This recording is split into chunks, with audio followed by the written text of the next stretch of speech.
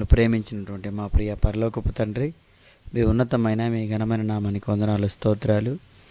ఇదిగోనయ్యా, మీరు ఇచ్చినటువంటి దివ్య గ్రంథమైన బైబిల్ బట్టి వందనములు, స్తోత్రములు. అయినా ఆ గ్రంథంలోని విషయాలను మేము ధ్యానిస్తుండగా చెప్పబోతున్న నాకు సమయోచితమైన జ్ఞానాన్ని దయచేయండి.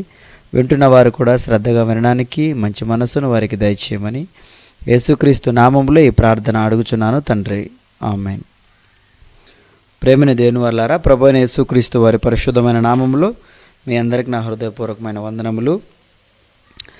మరి డిబిటిహెచ్ అనగా డిప్లొమా ఇన్ బైబిల్ థియాలజీ మరి మొదటి సంవత్సరంగాను నేటికి మరి లాస్ట్గా చివరిగా మీకు ఏర్పాటు చేయబడిన పాఠం అలంకరణ దేవుని రాజ్యానికి ఆటంకమా. మళ్ళీ ఒకసారి చెప్తున్నానండి, అలంకరణ దేవుని రాజ్యానికి ఆటంకమా. ప్రియులరా, మరి అలంకరణ మరి ఈ పాఠం ధ్యానించవలసిన అవసరత దేనికయ్యా అంటే, ఏమండి, ఈరోజు అలంకరణ విషయంలో క్రైస్తవులైన వాళ్ళు అలంకరణ చేసుకోకూడదని, అలా చేసుకోవడం మరి అదొక నేరంగాను అదొక పాపంగాను భావిస్తున్నారని చెప్పటంలో ఎలాంటి సందేహం లేదు. నిజంగా అండి, క్రైస్తవులైనటువంటి వాళ్ళు గాజులు వేసుకోవడం, బొట్టు పెట్టుకోవడం, ఏమంటే పూలు పెట్టుకోవడం, బంగారం, వస్త్రాలు, ఈ యొక్క అలంకరణ క్రైస్తవులకు ఉండవచ్చా? ఇలా ఉండటం వలన ఏమైనా దేవుని రాజ్యానికి ఏమైనా ఆటంకమా? ధ్యానిద్దాం ఈరోజు. ఏమండి, మనుషులు ఎలా ఉన్నారంటే ఏది చెయ్యొద్దంటారో దాన్నే చేసేవాడుగా ఉన్నాడని చెప్పాలి. ఏమండి, గుర్రం జాషువా అని ఒక ఆయన ఉండేవాడట. ఆయనకి వాళ్ళమ్మ చెప్పిందట, ఒరే నాన్న, నేను పని మీద బయటికి వెళ్తున్నాను, నువ్వు ఇంటి పట్టణం బాగా జాగ్రత్తగా ఉండరా, కానీ ఒక విషయం జ్ఞాపకం పెట్టుకోరా, నువ్వు ఈ దేని జోలికైనా వెళ్ళు, ఇదిగో ఇంటి ముందు గంప ఉంది, ఆ గంప కింద ఏదో నేను ఉంచాను, దాని జోలికి మాత్రం వెళ్ళొద్దురా అని చెప్పి వెళ్ళిందటండి వాళ్ళమ్మ. కానీ మనోడు జాషువాకి ఇంట్లో ఉండమన్నది అంతా ఓకే, కానీ గంప మీదకే వెళ్ళిపోయింది మనసు. వాళ్ళమ్మ ఇంట్లో నువ్వు ఎక్కడనే తిరుగునానా, కానీ ఆ గంప జోలికి మాత్రం వెళ్ళొద్దని చెప్పింది కదా. ఇప్పుడు ఆ గంప జోలికే వెళ్ళాడు ఇతను. ఇంత గంప మా అమ్మ ఎందుకు ముట్టొద్దంది, గంప జోలికి ఎందుకు వెళ్ళవద్దని చెప్పింది. ఇంతకు ఏముంది గంపలో? ఏమండి, ఇది ఎందుకు చెప్పానంటే, ఈరోజు మనుషుల సైకాలజీ ఎలా ఉందంటే ఏది వద్దంటారో అదే చేస్తున్నారు. నిజమండి, ఏది వద్దంటారో అదే చేస్తారు అనటంలో ఎలాంటి సందేహం లేదు. అందుకని దేవుడు ఒక చక్కని మాట బైబిల్లో రాయించాడు. ఒక మాటను మనం బైబిల్లో చూసుకుందాం. మార్కు రాసిన సువార్త 7వ అధ్యాయము, మార్కు రాసిన సువార్త 7వ అధ్యాయము, ఏమండి 7వ వచనాన్ని చదువుకుందామండి. మార్కు రాసిన సువార్త 7వ అధ్యాయము 7వ వచనం. వారు మానవులు కల్పించిన పద్ధతులు దేవోపదేశములను బోధించుచు నన్ను వ్యర్థముగా ఆరాధించురు. ఏమండి, ఆరాధించుదురు అంటే చూడండి, వారు అనగా ఈ మనుషులు మానవులు కల్పించిన పద్ధతులు, నిజంగా దేవుడు పెట్టిన పద్ధతులు లేవు, చాలా తక్కువవి. కానీ ఈరోజు మానవులంటూ కొన్ని పద్ధతులు పెట్టుకున్నారు. ఆ పద్ధతుల ద్వారా మరి దేవుని వాక్యము నిరర్ధకమవుతున్నట్టుగా మన కిందకు అలాగే చదివితే అర్థమవుతుంది. ఏమండి, కనుక ఈ ప్రజలు ఎలా ఉన్నారు? 6వ వచనంలో మాట్లాడుతూ, ఈ ప్రజలు తమ పెదవులతో మాత్రము నన్ను గణపరుతురు, కానీ వారి హృదయము నాకు దూరంగా ఉంది అని మాట్లాడతాడు. అంటే హృదయములో చోటు లేదు, పెదవులతో మాత్రం గణపరుస్తున్నారు. ఇది ఎందుకు చెప్పానంటే, ఈరోజు ఈ ఆచారాలు ఉన్నాయి చూసారు, ఇవి దేవుడు పెట్టినవా? ఏమండి, చాలామంది అండి క్రైస్తవ్యంలోకి రావడానికి ఇవి అడ్డుగా ఉన్నాయటండి. చాలామంది స్త్రీలు చెప్తూ, ఏమన్నా మరి మీలో రావాలంటే, అంటే మీ మతంలోకి, వాళ్ళకి తెలియదు కదండి పాపం, మీ మతంలోకి రావాలంటే మరి గాజులు వేసుకోకూడదట, కాలిమెట్లు పెట్టుకోకూడదట, తాళి వేసుకోకూడదట, పూలు కూడా పెట్టుకోకూడదట, బొట్టు కూడా పెట్టుకోకూడదు, కాటుక పెట్టుకోకూడదు. ఇలా ఎలాగండి, మేము ఉండలేమండి, అందుకేనండి క్రైస్తవ్యాన్ని మేము స్వీకరించము అని చెప్పిన వాళ్ళు కూడా లేకపోలేదు. నిజంగానండి, ఇవి ఇవి ఏమైనా దేవుడు చెప్పాడా? ఈ అలంకరణ గురించి దేవుడు ఏమైనా చెప్పాడా? మరి క్రైస్తవ్యంలో చాలామంది పెట్టుకోవట్లేదు కదండి. ఎవరు పెట్టుకోవట్లేదు? ఏమండి, ఈరోజు విదేశీయులు చూపిస్తున్నారు.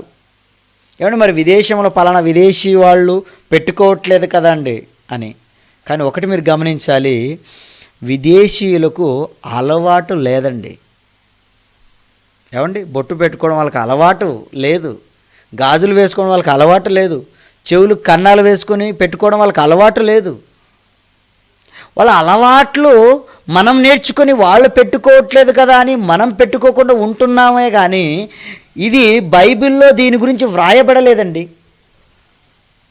మీకు అర్థమవుతుందా ప్రియులారా? ఈరోజు వాళ్ళను చూసినటువంటి వాళ్ళు ఏమనుకుంటున్నారంటే, అయ్యో వాళ్ళు అలా ఉన్నారు, మరి ముఖమంతా బోసిగా ఉంది, ఏమి లేదు బొట్టుకు, మనం కూడా అలాగే ఉందామని వాళ్ళు ఉండినట్టుగా ఉంటున్నారు. కానీ నిజంగా దేవుడు ఏమైనా చెప్పాడా? ఆలోచించాలి. దేవుడు చెబితే ఏం చెప్పాడు అలంకరణ గురించి? ఏమండి, దేవుడు ఏది చెప్పినా మన శ్రేయస్సు కొరకే చెబుతాడు. ఉదాహరణకు ఒకటి చెప్పాడు ఆయన, చూద్దాం. లేవియాకాండము, ఏమండి, లేవియాకాండము 19వ అధ్యాయము 28వ వచనాన్ని చూద్దామండి. లేవియాకాండము 19వ అధ్యాయము 28వ వచనము. ఏమండి, లేవియాకాండము 19వ అధ్యాయము 28వ వచనాన్ని మనం చూస్తే ఇక్కడ ఏమంటో చూడండి. చచ్చిన వారి కొరకు మీ దేహమును చీరుకొనకూడదు, పచ్చబొట్లు మీ దేహమునకు పొడుచుకొనకూడదు. ఏమండి, పచ్చబొట్లు మీ దేహమునకు పొడుచుకొనకూడదు అన్నాడండి. ప్రియులారా, మరి దేవుడు అన్నాడు కదండి అలంకరణ, నిజంగా ఇది కూడా ఒక అలంకరణే. పచ్చబొట్లు వేసుకోవద్దు అంటున్నాడు, అలా వేసుకోవద్దా? దేవుడు ఎందుకు చెప్పాడో ప్రారంభంలో మీకు అర్థం అవ్వాలి. ఎందుకు చెప్పాడంటే ప్రియులారా, ఆనాడు పచ్చబొట్లు అంటే ఎలా ఉండేదో తెలుసా? ఏమండి, అలా పచ్చబొట్టు అంటేనే ఒక సూదితో మళ్ళీ వాళ్ళు ఏదో ఒక పదార్థాన్ని తీసుకొని అలా గుచ్చుతుంటే నొప్పి. ఏమండి, అలా గుచ్చిన సూదితో మళ్ళీ ఇంకొకరికి గుచ్చడం. ఇలా గుచ్చడం ద్వారా ఏమవుతుంది? ఏమంటే అతని శరీరంలో ఉండే రోగాలు అదే సూదితో మళ్ళీ వేరెవరికి మరి ఆ పచ్చబొట్లు పొడిచేటప్పుడు ఇంకొకరికి అంటుకునే ప్రమాదం లేదంటారా? ఏమండి, ఉంది. ఏమండి, ఈరోజు ఎన్నో రోగాలు, తెలియని రోగాలు మనిషిలో ఉంటాయి. ఏమండి, వేసిన సూది వేయకూడదు అంటున్నారు. ఎందుకు? గమనించాలి ప్రియులారా. దేవుడు ఎప్పుడో ముందుగానే పచ్చబొట్లు పొడిపించుకోకూడదా అని ఎందుకు అన్నాడంటే, అలా వేసుకోవడం వల్ల మీకు ప్రమాదం ఉంది. ఎందుకంటే ఎందుకు పచ్చబొట్లు? అసలు ఈ దేహం గురించి ఏమనుకుంటున్నారు మీరు? ఏమండి, ఇశ్రాయేలీలకు దేవుడు ఎందుకండి ప్రత్యేకించి పచ్చబొట్లు పొడిపించుకోకూడదు, మీరు అలా ఉండకూడదు, ఇలా ఉండకూడదు అని చాలా చెప్పాడు. ఎందుకు చెప్పాడండి అంటే ప్రియులారా, వాళ్ళకి శరీరం మీద ఏమంటే చాలా ఎక్కువగా కోరికలు ఉండేవి. వాళ్ళకి నిజంగా ఖండితముగా చెప్పేశాడండి, మీకు ఇవి ఉండకూడదు అని. ఎందుకంటే వారికి అలంకరణ మీద ఎంత ధ్యాస అంటే ఎంత మోజుందో ఒకసారి ఒక మాట నేను మీకు చూపిస్తాను. ఏమండి, యెషయా గ్రంథము 13వ అధ్యాయము, యెషయా గ్రంథము 13వ అధ్యాయము 18వ వచనం నుంచి చూద్దామండి ఒకసారి. యెషయా గ్రంథము 13వ అధ్యాయము 18వ వచనం నుంచి. ఒక నిమిషం అండి. యెషయా గ్రంథము, ఏమండి, యెషయా గ్రంథము, ఏమండి క్షమించండి, 3వ అధ్యాయము 18వ వచనం. యెషయా గ్రంథము 3వ అధ్యాయము 18వ వచనం అండి. ఆ దినమున యెహోవా గల్లు గల్లుమను వారి పాదభూషణములను, సూర్యబింబ భూషణములను, చంద్రవంక భూషణములను, కర్ణభూషణములను, కడియములను, నాణ్యమైన ముసుగులను, కొళ్ళాయులను, కాళ్ళ గొలుసులను, వడ్డాణములను, పరిమళ ద్రవ్యపు భరణలను, రక్ష రేకులను, ఉంగరములను, ముక్కు కమ్ములను, ఉత్సవ వస్త్రములను, ఉత్తీర్ణులను, పైట సంచులను, చేతి అద్దములను, సన్నపు నారతో చేసిన ముసుకులను, పాగలను, శాలువాలను తీసివేయును. ఏమండి ఈ వీటిలో ఏమండి ఏమైనా లేనివి ఏమైనా ఉన్నాయి? మీరు చెప్పండి. ఎన్ని అలంకరణ అండి వాళ్ళకు ఉన్నటువంటి అలంకరణ. ఏమండి గల్లు గల్లుమని వారి పాదభూషణములట.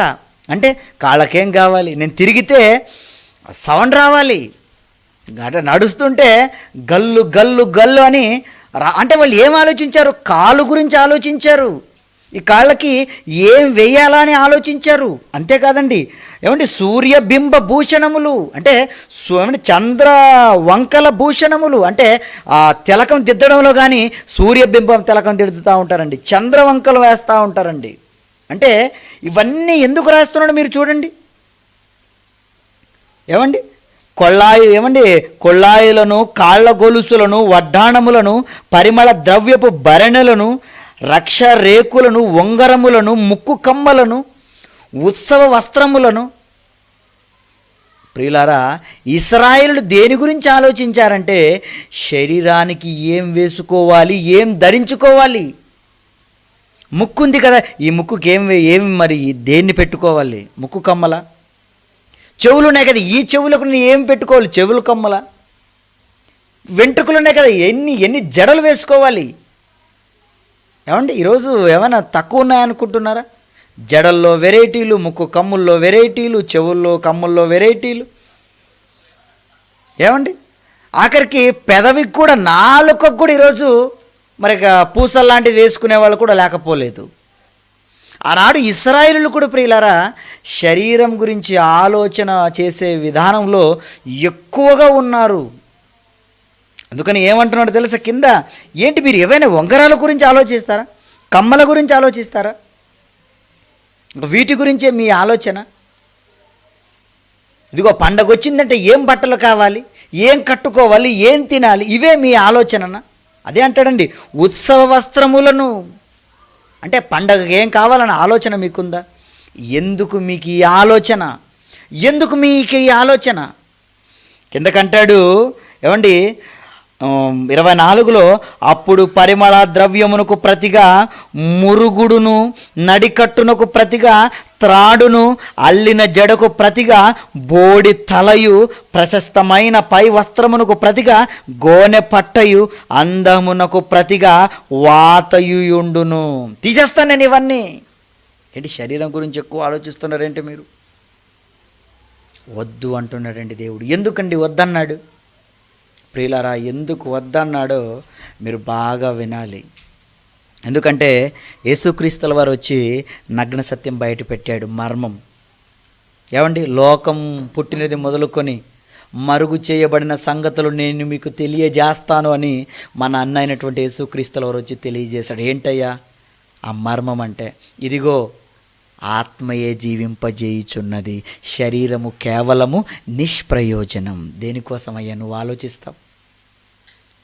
శరీరం కోసం ఆలోచిస్తావా? శరీరానికి ఏం కట్టుకోవాలని ఆలోచిస్తావా? చేతులు ఉన్నాయి కదా, చేతికి వేళ్ళు ఉన్నాయి కదా, ఆ వేళ్ళుకి ఎలాంటి ఉంగరాలు కావాలని ఆలోచిస్తున్నావా? వెంట్రుకలు ఉన్నాయి కదా, ఎలాంటి జడలు వేసుకోవాలని ఆలోచిస్తారా? వస్త్రాలు వేసుకోవాలి కదా, ఎలాంటి వస్త్రాలు వేసుకోవాలని ఆలోచిస్తారా? ముఖానికి ఏం బొట్టు పెట్టుకోవాలని ఆలోచిస్తున్నారా? బంగారు నగలు ఎక్కడెక్కడ పెట్టుకోవాలని ఆలోచనలో ఉన్నారా? ఎలాంటి నగలు తయారు చేసుకోవాలని ఆలోచనలో ఉన్నారా? ఇవన్నీ వద్దు. ఎందుకంటే ఈ శరీరము నిష్ప్రయోజనం. ఏమండి ఈ శరీరం నిష్ప్రయోజనం అయినప్పుడు ఏమండి దీనికి అలంకరణ అవసరం అంటారా? మీరు చెప్పండి.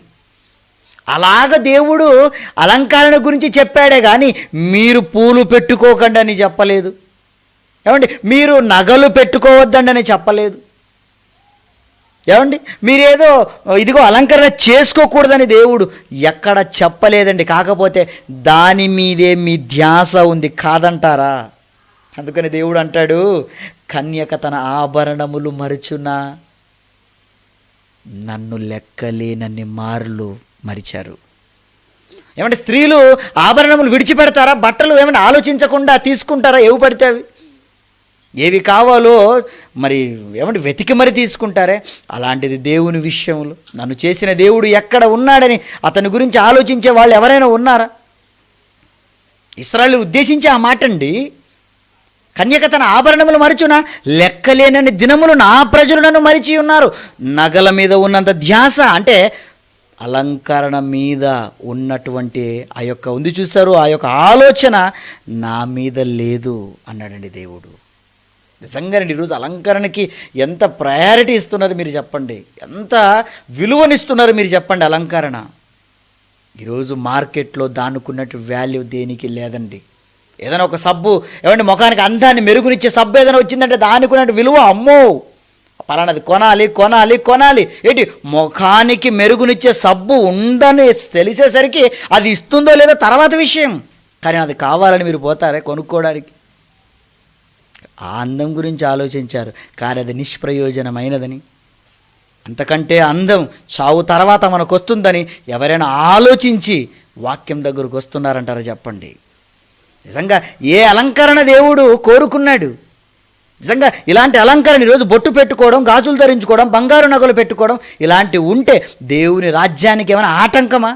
ఈరోజు ఆటంకమని కొంతమంది పాస్టర్లుగా ఉన్నటువంటి వాళ్ళు, నిజంగా వీళ్ళు ఎలాంటి వాళ్ళు అంటే ఈరోజు ఉన్నటువంటి వాళ్ళు వీళ్ళకి నిజంగా బైబిల్ పైన పూర్తిగా అవగాహన లేదని చెప్పాలి. నిజమండి, Bible open university India international వారు అంటే వీళ్ళు చెప్పేంత వరకు 20వ శతాబ్దంలో ఈ సత్యమైన సువార్త బయటకు వచ్చిన తర్వాతనే ఈరోజు నిజంగా సత్యం అనేది తెలిసిందని చెప్పాలి. అంతవరకు ప్రారంభ శతాబ్దంలో ప్రారంభించారు సత్యమైన వాక్యాన్ని, తర్వాత అపవాది అందరినీ మూసేశాడు, ఏమండి నేత్రములు మూసేశాడని చెప్పాలి. మళ్ళీ ఇప్పుడు దేవుడు ఏమండి బైబిల్ ఓపెన్ యూనివర్సిటీ ద్వారా తెరిపిస్తున్నాడు. నిజంగా ఎలా ఉన్నారంటే ఈరోజు పాస్టర్లు అనేటువంటి వాళ్ళు ఈరోజు హైందవులు రాలేకపోతున్నారండి.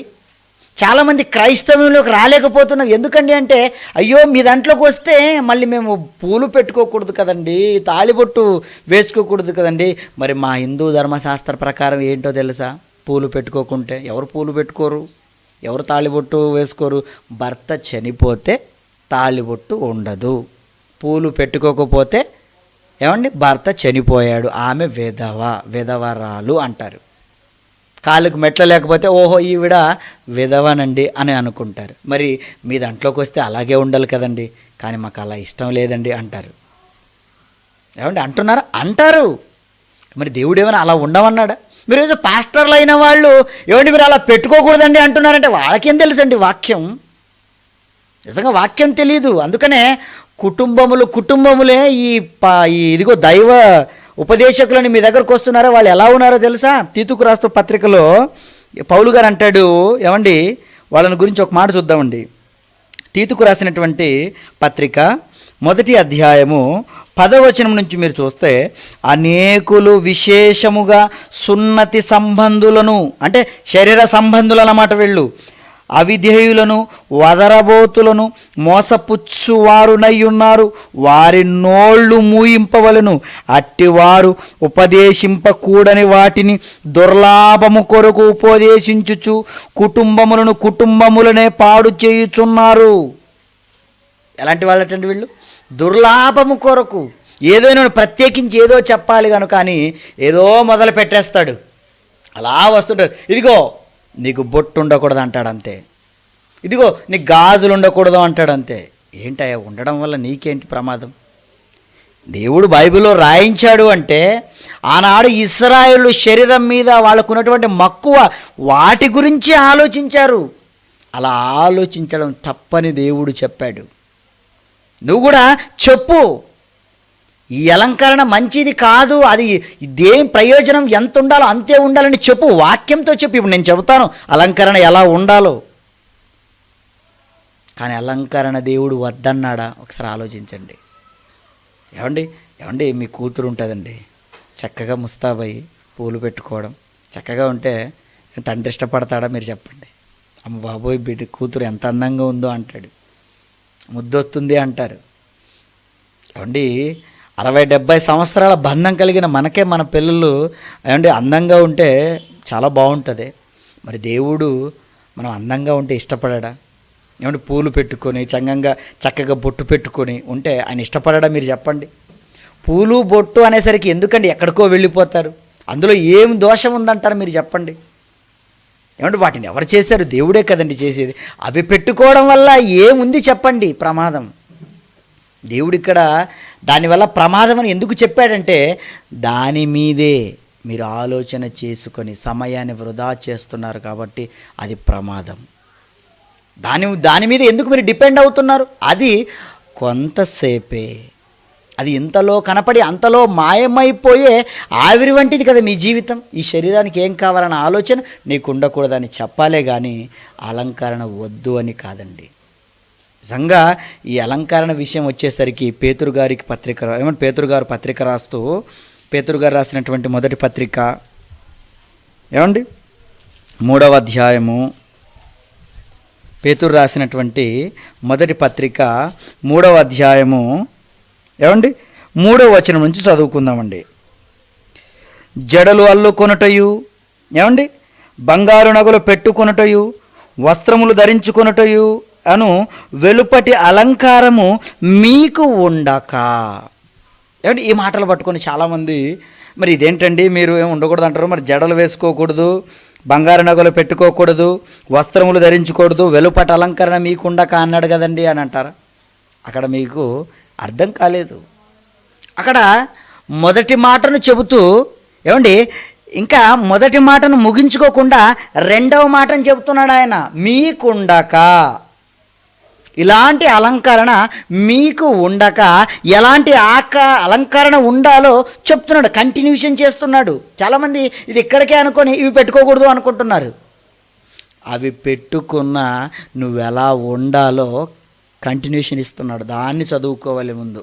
ఏమని చెప్తున్నాడు ఆయన? మీకు ఉండక సాధువైనట్టు మృదువైనట్టునైనా గుణమను అక్షయాలంకారము గల మీ హృదయపు అంతరంగ స్వభావము మీకు అలంకారముగా ఉండవలెను.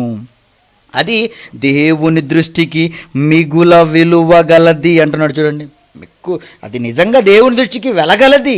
ఏంటి? సాధువైనట్టు మృదువైనట్టు మీ హృదయం యొక్క అంతరంగ స్వభావం ఉండాలి. ఎలా ఉన్నారు మీరు అలంకరించుకోవాలి, బయట అలంకరణ కాదు. ఎందుకంటే ప్రియులారా ఈరోజు బయట అలంకరణ కోసం ఆలోచిస్తున్నారా? క్రైస్తవులైన వాళ్ళు అంటే క్రీస్తుని ధరించుకున్నాం కదండి బాప్తిస్మము ద్వారా. బాప్తిజం తీసుకొని క్రీస్తు రాజ్యంలోనికి అడుగు పెట్టాం. ఇలా బాప్తిజం తీసుకున్న క్రైస్తవులంతా ఎవరు? క్రైస్తవులు అనబడతారు. మరి క్రైస్తవులైన అనబడేటువంటి వాళ్ళు ఇందులో స్త్రీ అని పురుషుడని భేదం లేదు, అందరూ ఒక్కటే. ఇలా ఒక్కటిగా ఉన్నవాళ్ళు ఎలా ఉన్నారు అంటే మీరు క్రైస్తవులు ఎప్పుడైతే అయిపోయారో దేవుడు మీ పై వేషధారణ చూడడు. గలతీలకు రాసిన పత్రిక ఏమండి గలతీలకు రాసిన పత్రిక 2వ అధ్యాయం 6వ వచనాన్ని చదువుదామండి ఒకసారి. గలతీలకు రాసిన పత్రిక 2వ అధ్యాయం 6వ వచనం చదవండి ఒకసారి.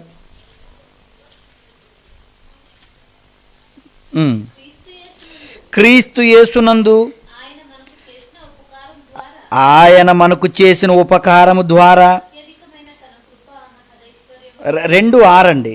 గలతీలకు రాసిన పత్రిక 2వ అధ్యాయం 6వ వచనం ఏమండి ఎన్నికైన వారుగా ఎంచబడిన వారి యొద్ద నేను ఏమీ నేర్చుకొనలేదు, వారెంతటి వారైనను నాకు లక్ష్యము లేదు. దేవుడు నరుని వేషము చూడడు. బాగా వినాలి ఏమండి. ఏమంటే పేతురు గారు పత్రిక రాస్తూ బంగారు నగలు పెట్టుకొనుటయు జడలు వేసుకొనుటయు ఈ వెలుపటి అలంకరణ మీకుండక. ఎందుకన్నాడు ఈ మాట? ఎందుకంటే వీటిని కాదు దేవుడు చూసేది. దేవుడు వీటిని చూస్తాడు అనుకుంటున్నారా? అయ్యో నేను బాగుండాలి, నేను బాగా ముస్తాబవ్వాలి, ఏమండి నేను బాగా కనపడాలి. ఎవరికి కనపడాలో? మనుషులు కనపడాలనే కాదు, దేవునికి కనపడాలి నువ్వు. మరి దేవుడు ఏం చూస్తాడు? అంతరంగ స్వభావమును దేవుడు చూస్తాడు. సాధువైనట్టు మృదువునైనట్టునైనా నీకు నిజంగా అలాంటి లక్షణం నీలో ఉందా? ఎలా ఉన్నావు నువ్వమ్మా? అలంకరణ అనే విషయం నీలో ఎలా ఉంది? నిన్ను నువ్వు ఎలా అలంకరించుకోవాలి తెలుసా? నీ మనసు ఇదిగో సాధువుగా ఉండాలి, మృదువుగా ఉండాలి. ఏమండి, అలా ఉందా? అలాంటి లక్షణాలు నువ్వు అలవాటు చేసుకో. ఎందుకంటే దేవుడు చూసేది అంతరంగ స్వభావాన్ని చూస్తాడు, కానీ ఈ బాహ్య రూపాన్ని దేవుడు చూడడు. ఈ బాహ్య రూపాన్ని దేవుడు చూడడు అని మనం ఆలోచించే ముందు చరిత్రలోకి వెళితే, ఏమండి, సామువేలు గారు ఉన్నారు, ప్రవక్త గారు. ఏమండి, మరి న్యాయాధిపతిగా, మరి చివరి న్యాయాధిపతిగా మనకు ఆయన కనిపిస్తాడు. మరి అతని తర్వాత మరి రాజులను ఎన్నుకోవడం జరుగుతుంది. అలా మరి ఉన్నప్పుడు ఏం జరుగుతుందంటే ప్రియులారా, అతను సమక్షంలోనే రాజుగా సౌలు మహారాజును ఎన్నుకున్నప్పుడు, ఏమండి, ఈ సౌలు కూడా దేవుని మాటను లక్ష్య పెట్టక, ఏమండి, తప్పు చేసిన వాడుగా దేవుని ఎదుట కనపడినప్పుడు దేవుడు అతన్ని రాజుగా ఉండకుండా మరి ఏమండి యెషయా కుమారుల్లో ఒకరిని, అంటే దావీదును రాజుగా చేసుకోవడం మనకు తెలుసు. అలా చేసుకునే సందర్భంలో ఏం జరుగుతుందా అంటే, సమూయేలు గారిని దేవుడు పిలిచి, ఇదిగో సమూయేలు నువ్వు రా, ఇదిగో వెళ్ళు, బెత్లెహేంలో మరి బెత్లెహేమీయుడైన యెషయా గారి దగ్గరికి వెళ్ళు, అతనికి 8 మంది కొడుకులు ఉన్నారు, వారిలో ఒకరిని నువ్వు అభిషేకం చెయ్యి, రాజుగా నేను నియమించబోతున్నాను అన్నాడు. వెంటనే మరి సమూయేలు గారు బెత్లెహేంకు ప్రయాణం అయిపోతాడు. స్టార్టింగ్ ఇంక వెళ్తా ఉన్నాడు. మరి యెషయా గారు ఆయన రాకకు భయపడ్డాడు. సమాధానంగా వస్తున్నావా అన్నాడు. ఎందుకంటే మరి ప్రవక్తలు నిజంగా సమాధానంగా రావాలి, రాకపోతే అది ఎలాంటి ప్రమాదం ఉందో తర్వాత పాఠం ఉంది, మీకు ఎప్పుడైనా ఫ్యూచర్లో నేర్చుకుందాం. సమాధానంగా వస్తున్నావా అంటే సమాధానంగానే వస్తున్నాను, అమ్మ బాబాయ్ అనుకున్నాడు. వెంటనే ఏంటయ్యే విషయం అంటే, ఇదిగో దేవుడు మరి మీలో మీ కుమారుల్లో ఒక రాజును మరి దేవుడు ఎన్నుకుంటున్నాడు కనుక అందరిని సిద్ధం చేయండి అనగానే అతని దగ్గర ఉన్న కొడుకులందరూ మరి సిద్ధం చేసి బలిచ్చేశారు. బలిచ్చిన వెంటనే ఒక్కొక్క కొడుకు అతని దగ్గర రావడం చూశాడు. మొట్టమొదటిగా కొడుకు వస్తున్నాడట, ఎలియాబు. నిజంగా అతన్ని చూడగానే సమూయేలు గారికి అనిపించిందట, నిజంగంటే దేవుడు ఇతన్నే ఏర్పాటు చేసుకుంటాడు. ఎందుకంటే అతని ఎత్తు, అతని అందం చాలా బాగుంది, ఇతను తప్ప ఇంకెవరు లేరు అనుకున్నాడట. ఇతనే అని ఇంకా అభిషేకించడం రెడీ అయిపోయాడట. అప్పుడు దేవుడు, సమూయేలు, ఏంటి నువ్వు అతని ఎత్తుని అతని రూపాన్ని లక్ష్య పెడుతున్నావేంటి? మనుష్యులు లక్ష్య పెట్టు వాటిని. సమూయేలు గ్రంథం చూద్దాం ఒకసారి. ఏమండి, సమూయేలు గ్రంథము, మొదటి సమూయేలు గ్రంథము 16వ అధ్యాయము చూద్దామండి బైబిల్లో ఒకసారి. మొదటి సమూయేలు గ్రంథము 16వ అధ్యాయము, ఏమండి 7వ వచనం, 6వ వచనం నుంచి కూడా బాగుంటుంది, చదువుతాను చూడండి. వారు వచ్చినప్పుడు అతడు ఏలీయాబును చూచి, నిజముగా యెహోవా అభిషేకించువాడు ఆయన ఎదుట నిలిచి ఉన్నాడని అనుకొనెను. అయితే యెహోవా సమూయేలుతో ఇలాగూ సెలవిచ్చెను, అతని రూపమును అతని ఎత్తును లక్ష్య పెట్టకుము, మనుష్యులు లక్ష్య పెట్టు వాటిని యెహోవా లక్ష్య పెట్టడు. నేను అతన్ని త్రోసివేసి ఉన్నాను. మనుష్యులు పై రూపమును లక్ష్య పెట్టుదురు గాని యెహోవా హృదయమును లక్ష్య పెట్టును. అండర్లైన్ చేసుకోండి మాట. నిజంగా ఎంత బాగుందంటే ఇది. మనుషులు ఏం చూస్తారటండి? మనిషి స్వభావం ఎలాంటిదటండి? అందంగా ఉన్నాడండి, ఏమండి, అతను పొట్టిగా ఉన్నాడండి, అతని పల్లవరస బాగాలేదండి, ఆవిడ ముక్కు బాగాలేదండి, ఏమండి, ఆవిడ వెంట్రుకలు బాగాలేవండి. నువ్వు మనిషిగా నువ్వు అందాన్ని చూస్తావు, దేవుడు నీ క్యారెక్టర్, నీ హృదయాన్ని చూస్తాడు, నీ మనసును చూస్తాడు. అర్థమయ్యాడు దేవుడు ఈరోజు మనుషులందరికీ అలంకరణ మీద పడ్డారు. బొట్టు పెట్టుకోకూడదు, గాజులు వేసుకోకూడదని వీటిని చెబుతున్నారే కానీ నువ్వు నిజంగా ధరించుకోవలసినవి ఏంటివో నువ్వు నేర్చుకోవాలి.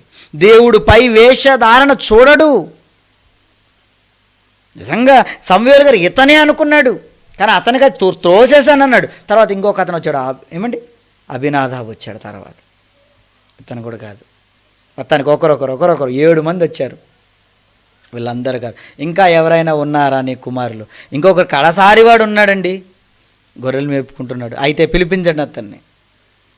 చిన్నాడు, గొర్రెలు కాసుకుంటున్నాడు. దావీదండి, ఇతనైనా?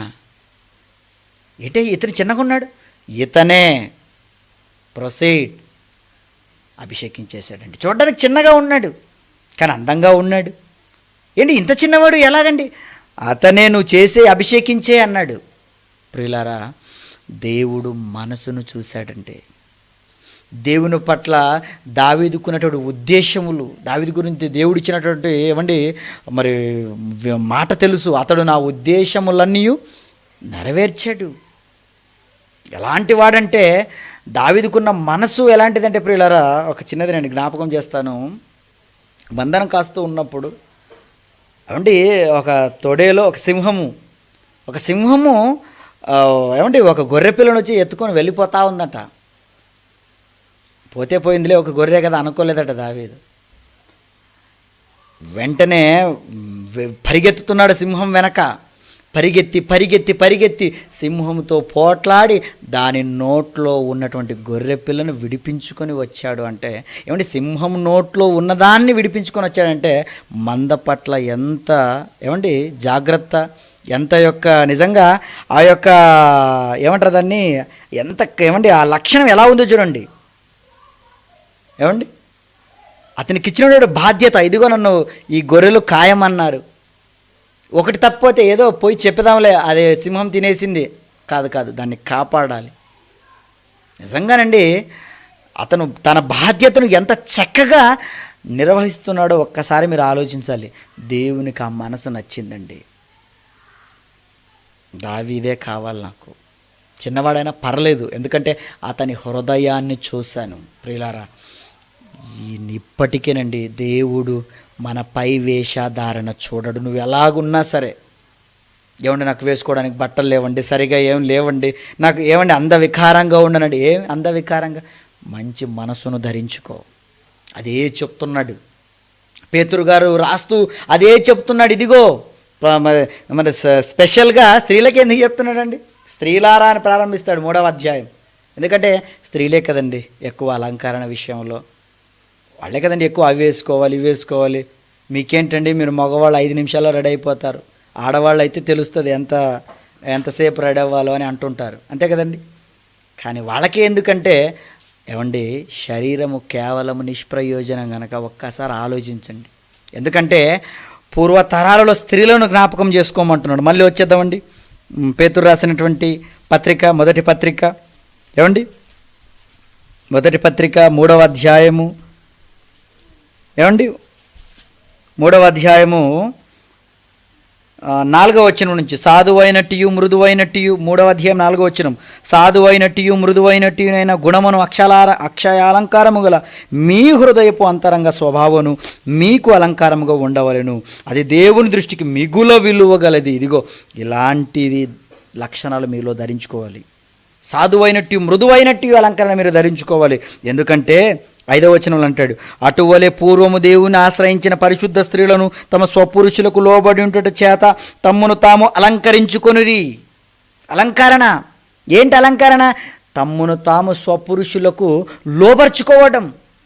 మీరు మీ స్వపురుషులకు లోబడుతున్నారా? అయితే మీకు ఒక అలంకరణ మీకుంది, ఒక నగ మీకుంది, లోబడే ఒక నగ, ఒక నెక్లెస్, ఏమంటే ఒక గొలుసు అంటారా, ఒక కమ్మ అంటారా, ఏమని అనుకోండి, ఒక్కొక్కటి ఇవి మీకు ఉండాలి.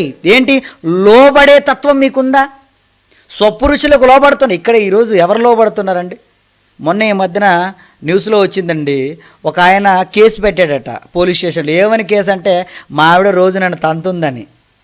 నిజంగానండి వింటే ఆశ్చర్యం, ఏంటి ఆవిడ తంతుందా అంటే లోబడే తత్వం లేదా భార్యగా? ఈరోజు మగవాళ్ళని డామినేట్ చేయడంలో ఏమంటే స్త్రీలే ఎక్కువగా ఉన్నారు. ఇప్పుడు కొత్తగా జనరేషన్ మారే కొద్దీ, ఒకప్పుడు ఎలా ఉండేదంటే, ఏమండి మరి తెల్లారింది లేయండి అని పొద్దున్నే టీ తీసుకుని వెళ్ళేవాడట భర్త దగ్గరకు. మరి ఇప్పుడు అలా లేదు. టైం అయింది లేయే, నేను ఆఫీస్కి వెళ్ళాలి, నువ్వు టీ తాగని టీ భర్తే చేసి పెడుతున్నాడట. నిజమండి, నేడుంది అలాగా. కాకపోతే దేవుడు ఏమంటున్నాడంటే, నీకు అలంకరణ అంటే నేనేదో ఆడవాళ్ళని తక్కువ చేసి మాట్లాడుతున్నాను అనుకోకండి. ఇద్దరు ఒకటే అని చెప్తున్నాను. ఇద్దరు ఒకటే, స్త్రీ పురుషుడు అనే భేదం లేదు క్రైస్తవులలోకి వచ్చిన తర్వాత. కాకపోతే నీ పాత్ర, భార్యగా నీ పాత్ర ఎలా ఉంది? నువ్వు నీ స్వపురుషుడికి లోబడుతున్నావా? ఆ ప్రకారం అవ్వ ఏమండి శారా గారు ఏం చేశారో చూడండి కిందకి మీరు. ఆ ప్రకారం శారా అబ్రహామును యజమానుడు అని పిలుచుచు అతనికి లోబడు ఉండెను. అబ్రహాం గారిని శారా ఏం చేసిందంటే యజమానుడా, పేరు పెట్టి పిలిచే కూడా అర్హత లేదు నాకు, యజమానుడు అని పిలిచేదటండి. మరి ఈరోజు ఏరా మాట్లాడుకుంటే బూతులు, అంతే కదండి, పేరు పెట్టి పిలుస్తారు, పలకకపోతే ఇంకా ఏమైనా అంటారు, అంతే కదండి ఈరోజు. ప్రియులారా, అలా మీరు ఉండక అని చెప్తున్నాడు. అలా మీరు ఉండక పరిశుద్ధ స్త్రీలు ఎలాగైతే వాళ్ళు సాధువైనట్టు మృదువైనట్టు అలంకరణ వాళ్ళు ధరించుకున్నారో అలాంటి అలంకరణ మీకుండాలి. కానీ ఏదో మంచి మంచి చీరలు కట్టుకోవాలి, మంచి మంచి నగలు వేసుకోవాలి, మీ దగ్గర ఉందా వేసుకోండి. అదే అంటాడు తిమోతికి రాస్తూ. చూద్దాం ఒకసారి తిమోతికి పత్రిక. ఏమండి పౌలు గారు తిమోతికి రాసిన మొదటి పత్రికలో అక్కడ కూడా ఏం మాట్లాడతాడో చూద్దాం ఒకసారి. తిమోతికి రాసిన మొదటి పత్రిక, ఏమండి మొదటి పత్రిక 2వ అధ్యాయము 9వ వచనం నుంచి. తిమోతికి రాసిన మొదటి పత్రిక 2వ అధ్యాయం 9వ వచనం నుంచి. మరియు స్త్రీలను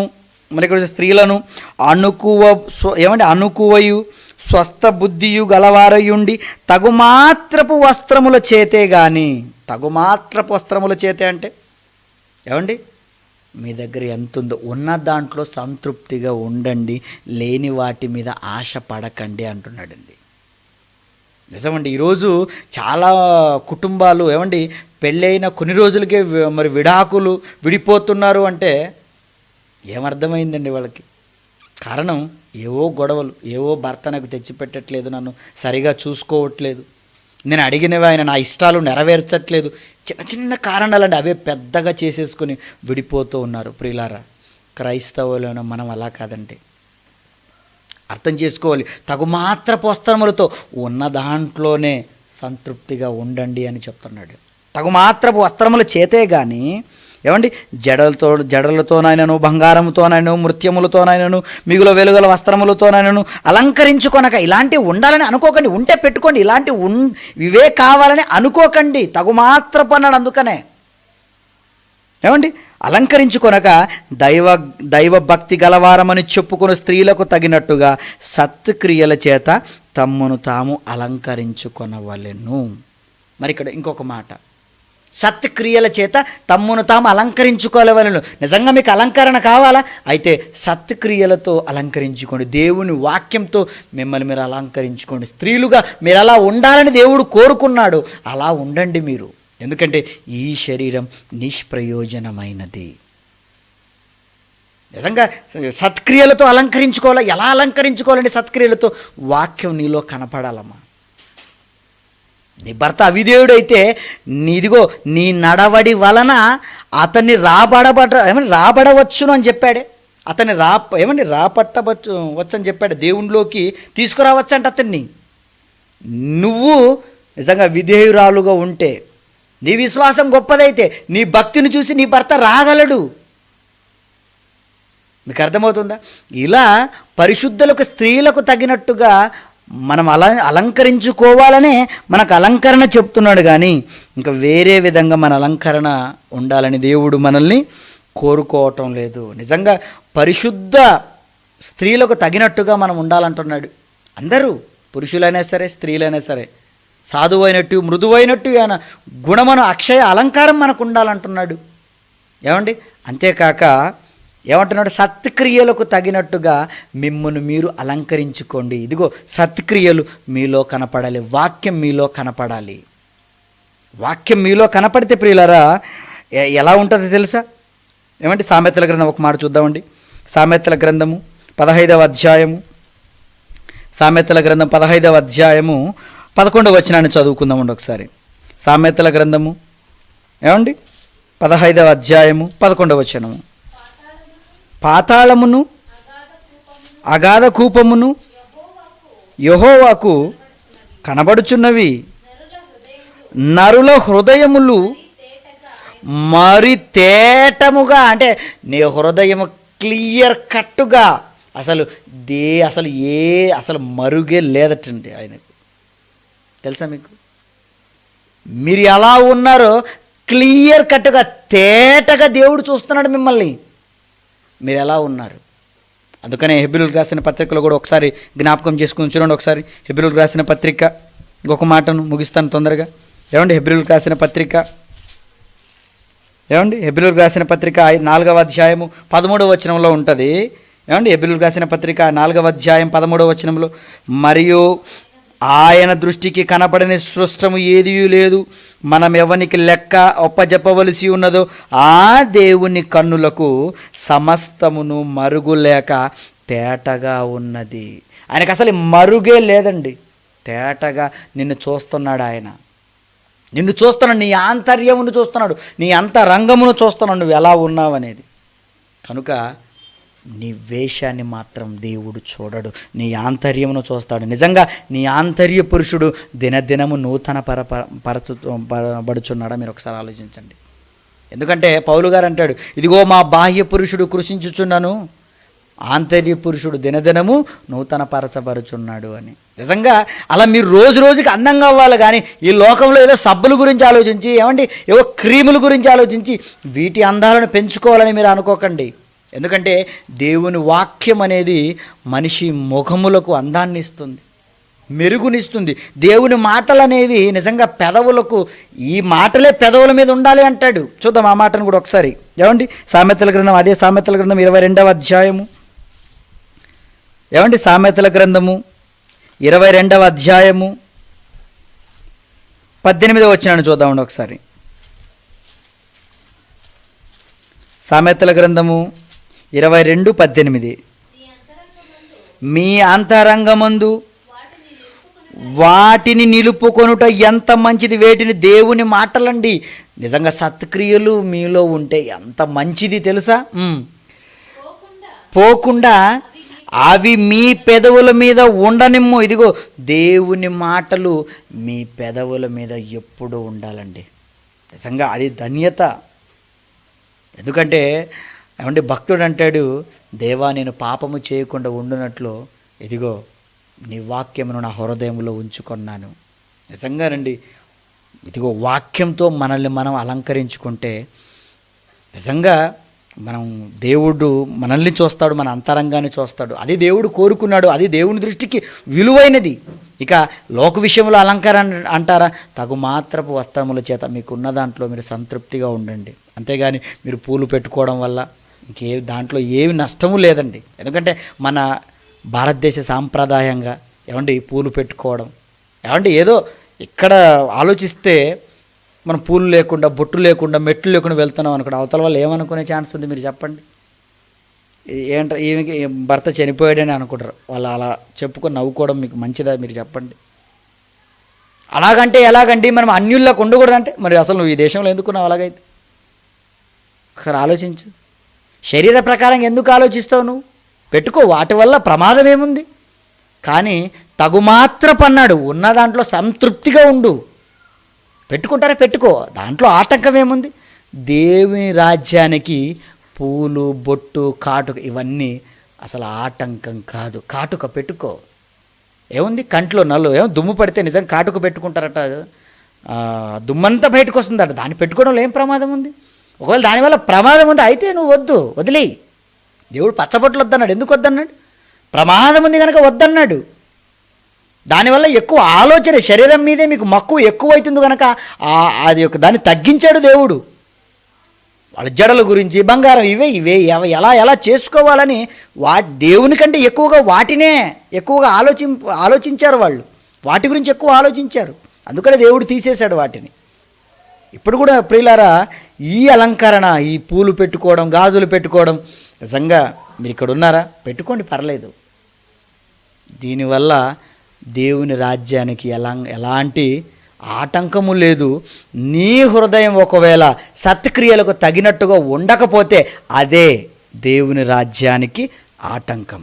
ఓకేనండి, ఈ పాఠం మీకు అర్థమైంది నమ్ముతున్నాను. ప్రార్థన చేసుకుందాం, కళ్ళు మూసుకోండి. క్రీస్తునందు అతి మిక్కిలిగా మమ్మల్ని ప్రేమించినటువంటి మా ప్రియ పరలోకపు తండ్రి, మీ ఉన్నతమైన మీ ఘనమైన నామానికి వందనాలు, స్తోత్రాలయ్యా. నాయన, అలంకరణ దేవుని రాజ్యానికి ఆటంకం అంటే కాదయ్యా. వెలుపటి అలంకరణ ఎప్పుడూ రాజ్యానికి మరి ఆటంకం కాదు. శరీరం కోసం మేము ఎక్కువగా ఆలోచన చేసి మరి అంతరంగ స్వభావానికి సంబంధించి మేము సత్క్రియలకు తగినట్టుగా మేము అలంకరించుకొనకపోతే అది ఆటంకమే కానీ శరీర అలంకరణ ఆటంకం కాదు నాయన. తగుమాత్ర వస్త్రముల చేత మేము ఉండాలి, అంటే ఉన్న దాంట్లో సంతృప్తిగా ఉండాలి. అంతేకాని మేము అలంకరించుకోవడం వల్ల నరకానికి వెళ్ళిపోతాం అనేది ఒట్టి అపోహ. ఆచారాలు ఆయన ఈరోజు ఎన్నో కట్టుబాట్లు ఉన్నాయి. ఆ కట్టుబాట్లు అన్నిటిని మేము తీసివేసినైనా మీ వాక్యాన్ని ఉన్నది ఉన్నట్లుగా చెప్పడానికి కావాల్సినటువంటి సహాయమును ధైర్యమును మీరు మాకు దయచేయండి. ఎంతటి జ్ఞానాన్ని మా ఆత్మీయ తండ్రి గారి ద్వారా మాకు నేర్పినందుకు మీకు వందనములు, స్తోత్రములు తండ్రి. మరి ఈ అవకాశం ఇచ్చినటువంటి అన్నయ్యను, అన్న కుటుంబాన్ని జ్ఞాపకం చేసుకోండి. ఇంకా జ్ఞానంలో మేము అభివృద్ధి పొందుతూ ఇంకా ఎన్నో విలువైన మాటలు నేర్చుకోవడానికి గల సహాయమును దయచేయమని, పాఠాలు నేర్చుకుంటున్న పిల్లలందరినీ జ్ఞాపకం చేసుకోమని, ఇంకా నాయన మీ జ్ఞానంలో ఎదుగునట్లు ప్రతి ఒక్కరికి మీ తోడు, మీ సహాయమును దయచేయమని మమ్మల్ని మేము తగ్గించుకుంటూ మిమ్మల్ని హెచ్చిస్తూ యేసుక్రీస్తు నామములో ఈ ప్రార్థన అడుగుచున్నాము తండ్రి. ఆమేన్. అందరికి వందనాలండి.